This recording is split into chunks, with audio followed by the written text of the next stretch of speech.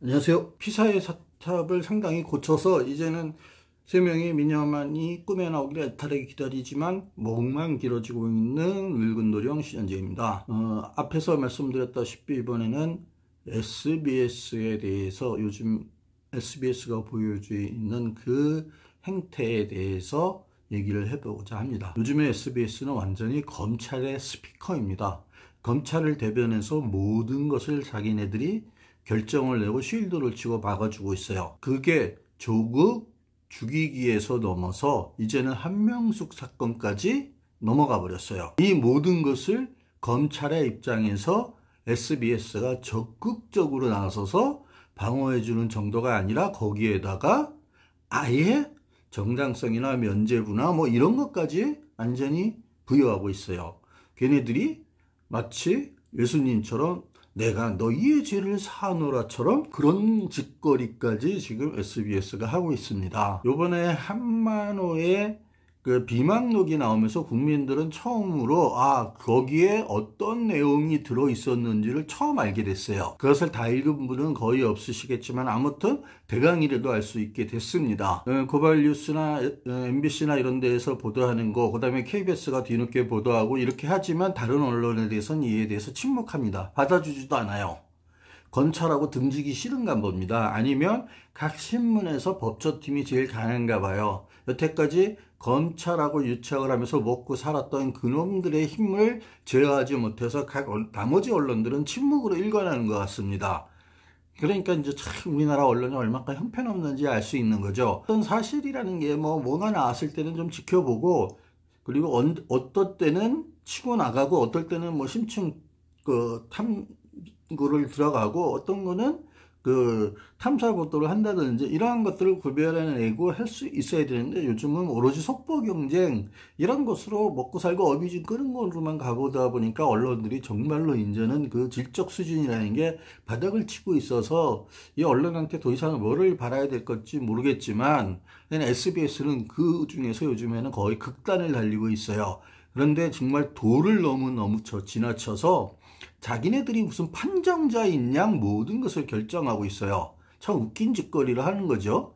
그러니까 저번에 제가 곽지윤인가 하는 놈의 그 보도를 쭉 하면서 제가 말씀을 드렸었어요. 요번에 그놈의 그 보도 내용은 뭐냐, 취재 파일, 그러니까 SBS가 특히 취재 파일이라는 형식을 빌어서 그런 짓거리를 많이 하고 있는데요. 빨간아지를 공격하는 것까지 거기까지 들어갔어요. 이미 이제 얘네들은. 그래서 이제 닥치는 대로 검찰을 위해서는 뭐든지 다 한다예요. 그러니까 이현정 기자가 그 보도해가지고 뭔 짓거리를 했습니까? 우리나라를 완전히 뒤집어 엎은 정경심 교수에서 그 직인 파일이 나왔다고 보도해서 난리가 났지 않았습니까? 그것도 어물쩍 지금 넘어가면서 뭐라고 했습니까? 얘네들이 우리는 그 표현상의 실수였다. 이걸로 끝나버렸잖아요. 그게 이제 지금의 SBS의 현 상태를 말해주는 거예요. 얘네들은 그냥 어물쩍 넘어가는 것들이 한두 개였습니까? 솔직히 그것이 알고 싶다 해서도 온갖 의혹 제기한 것 중에서 제대로 판정이 된 게 몇 개가 됩니까? 아니, 그런 건 SBS가 전문성을 갖고 있잖아요. 그런 식으로 의혹 조금만 나오면 그냥 부풀려서 터뜨려보고 보는 거는 최고 아닙니까, SBS가. 그동안 그거에 아주 놀라운 실력을 보여줘 왔지 않았어요. 그러다 이제 SBS가 이제는 이제 검찰에 입을 하면서 곽지윤이가 아니, 그때 한만호 비망록은 다 법관이 다 했고 여태까지 대법관까지 합쳐서 29명의 법관이 지나갔고 이랬기 때문에 이거는 신의 판결처럼 완벽한 거고 모든 것이 끝났다라고 이제 취재 파일을 쓴 거예요. 그래서 제가 이제 대법원 판결문을 보고 거기서 소수 의견을 보면서 저는 기절하는 줄 알았어요. 그 소수 의견에서 했던 거를 제가 그 방송에도 했었지만 그거는 그 편을 참조하시면 될 것 같고, 지금 검찰이 정말로 해서는 안 되는 정말 조폭보다도 더한 짓거리를 했을지도 모른다는 게 점점 그런 증언들이 쌓여가고 있잖아요. 그런데 그 내용들은 소수 의견에 다 나와 있습니다.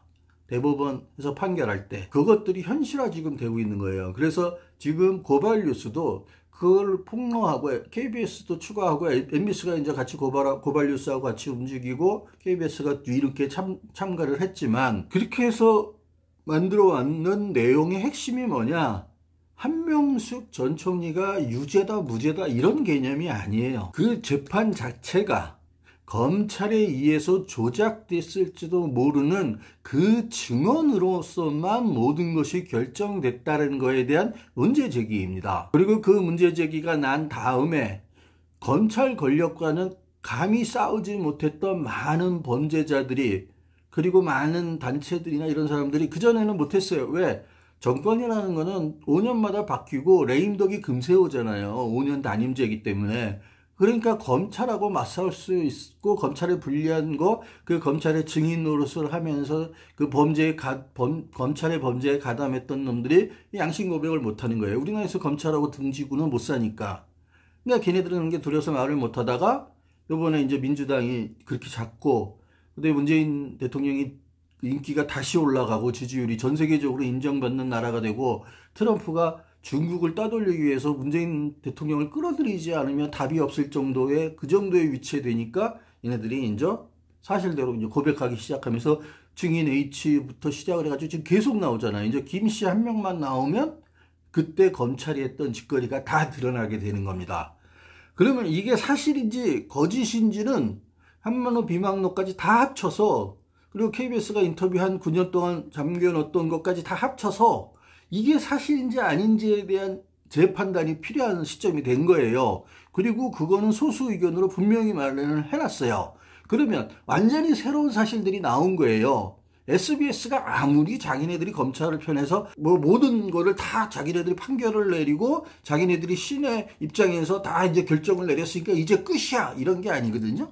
민주주의에서 그런 건 있을 수도 없고, 언론한테 그런 권력을 요만큼도 준 사람이 없어요. 민주주의에는 언론한테 그런 권력 주지 않았습니다. 민주주의는 진실보도, 탐사보도 이런 거 하라고 했지, 걔네들의 주장만 주구장창 떠들거나 자기가 모든 것을 판결하는 신의 입장에서 소설 쓰거나 뭐 하라고 준 거 아니거든요. 지금 SBS가 그 짓을 하고 있는 건데, 그 SBS의 보도들하고 얘기하는 검찰의 입장만 대변하고 있는 그 내용과 정반대의 다른 보도들이 나오고, 그 다음에 그 소수 의견으로 그 4명의 대법관이 거기다가 소수 의견을 붙인 거에 대한 것을 입증할 수 있는 새로운 증거들이 지금 계속 나오는 거거든요. 그렇기 때문에 이거는 당연히 재조사에 들어가고 다시 파헤쳐야 되는 겁니다. 법무부에서 얘기를 했지만 제대로 검찰이 제대로 할 것 같지는 않아요. 왜? 채널A 사건조차도 여러 가지 문제들이 드러나고 있는데 아직까지도 아무런 결과가 없잖아요. 다른 거는 그렇게, 조국 사건은 그렇게 신속하고, 그리고 그렇게 압수수색을 많이 하더니만 채널A 부분은 안 그러잖아요. 꼼짝을 못 하잖아요. 그리고 나서는 지금까지 뭐 내놓는 것도 없잖아요, 검찰이요. 조국 사건은 정말 태산명동 서일필이라고 그렇게 난리를 치더니 결국 나온 게 뭐였습니까? 지금 아직도 그 표창장 가지고 얘기를 하고 있잖아요. 조국에 대해서는 그 범죄 사실로 그 처음에 유시민이 취재했을 때 윤석열이가 자기가 그쪽 투자는 좀 아는데 헤지펀드나 헤지펀드는 아니죠. 뮤추얼 펀드나 그쪽으로 하는데 펀드 사기에 대해서 자기가 좀 안다고 해가지고 막 흥분해서 떠들고 달리면서 조국주의에 했다고 했었잖아요. 맨 시작이. 그런데 뭡니까? 지금 재판에서 진행된 거나 이 고소된 내용이나 이런 것들 다 보십시오. 아무것도 없어요. 그리고 뭐 대선 자금하고도 뭐 연결된다, 별거 다 나왔어요. 근데 그런 건 싹 사라졌어요. 표창장조차도 지금 흔들리고 있어요. 그리고 뭐 조민양을 봤다 안 봤다 뭐 이런 것들도 다 깨지고 있잖아요. 그런데도 SBS는 나와서 시위도 치고 있는 겁니다. 검찰의 입장에서 모든 것을, 그리고 한명숙까지 다. 그래서 한명숙 사건도 이제 상황이 달라진 거 아닙니까? 그런데 SBS는 여전히 아니라는 거예요. 얘네들은 검찰하고 무슨 관계에 있는지, 걔네들하고 무슨 신방을 차렸나? 무슨 그렇게 도대체 뭔 짓을 해서 어떤 관계를 유지하길래 저러는지를 모르겠는데, 요즘에 SBS들이 걔네들이 기자들이 내놓은 거나 이런 걸 보면, 하는 것을 보면은요, 와, 이거 조중동보다 더해요, 이놈들은. 용납할 수가 없을 정도에 너무 막 나가요. 일개 그 기자놈이 그 전체를 다 자기가 판정을 내려버려요. 그런 걸 취재 파일 형식으로 계속 내놔요. 언론의 자유나 이런 것도 아니에요. 자기가 무슨 신성 불가침의 그 절대 재판관이에요. 그러니까 사실관계를 확인해서 보도하고, 지금 새로운 게 나왔으면 그게 맞는지 그런 것을 취재하고 알아서 확인해보고 하는 게 언론이 하는 일이에요. 검찰에 편향돼가지고 거기 입장만 대변하라는 게 언론이 할 일입니까? 아니잖아요. 그걸 SBS가 지금 하고 있어요. 그래서 저는 지금 SBS의 그 채널을 지울까 말까 지금 고민하고 있어요. 이걸 감시를 해서 해야 되기 때문에 지우지를 못하고 있는데 정말 시청 거부를 해야 될 정도로 지금 SBS가 하는 짓거리가 너무 도를 넘었습니다. 이 부분에 대해서는 반드시 짚고 넘어가야 되고요. 요번에 한명숙 사건에 관한 그 마지막 김씨 증언까지 나와서 검찰이 만일 그렇게 조작을 했다 그러면요, 이거는 정말로 큰 문제로 번지는 겁니다. 그 당시에 대법관과 다수 의견을 낸 때부터 그 당시 한명숙 수사 사건에 있었던 지휘라인 전체, 그리고 그때 그들하고 놀아라면서 한명숙을 죄인으로 몰고 갔던 그 당시의 언론 기자들, 그리고 거기서부터 성공해서 아직까지도 남아있는 놈들, 퇴사한 놈들, 이런 것까지 다 해야 됩니다.